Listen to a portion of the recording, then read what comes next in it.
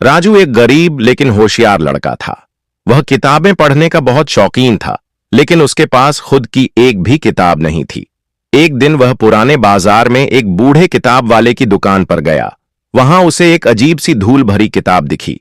जब उसने उसे उठाया तो बूढ़े दुकानदार ने मुस्कुराते हुए कहा, यह कोई साधारण किताब नहीं बल्कि जादुई किताब है, लेकिन इसे पाने के लिए तुम्हें इसका सही उपयोग करना आना चाहिए। राजू ने अपनी जिज्ञासा के कारण किताब खरीद ली और घर ले आया। जैसे ही उसने किताब का पहला पन्ना खोला, अक्षर चमकने लगे और किताब खुद बोलने लगी। मैं तुम्हारी हर इच्छा पूरी कर सकती हूं, लेकिन तुम्हें ज्ञान की परीक्षा देनी होगी। राजू उत्सुक था। उसने पहला सवाल पढ़ा, सच्ची ताकत किसमें होती है? राजू ने सोचा और जवाब दिया, ज्ञान में। अचानक किताब से रोशनी निकली और उसके सामने एक सोने की कलम आ गई। किताब बोली, यह कलम तुम्हें जो भी लिखने को कहेगी वह सच हो जाएगा, लेकिन तुम इसे सिर्फ भलाई के लिए ही इस्तेमाल कर सकते हो।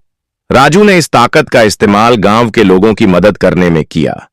जहां सूखा पड़ा था उसने बारिश लाने के लिए लिखा। जहां लोग बीमार थे उसने उनके ठीक होने की प्रार्थना लिखी। धीरे धीरे उसका गांव खुशहाल हो गया। एक दिन एक लालची व्यापारी को इसकी खबर लगी। उसने राजू को लालच दिया कि वह कलम से उसके लिए सोना लिख दे, लेकिन राजू जानता था कि लालच बुरी चीज है।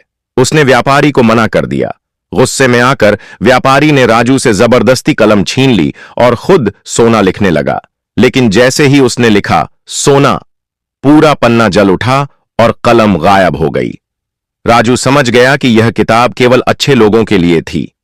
उसने अपनी बुद्धिमानी और मेहनत से ज्ञान अर्जित किया और बाद में एक बड़ा विद्वान बना।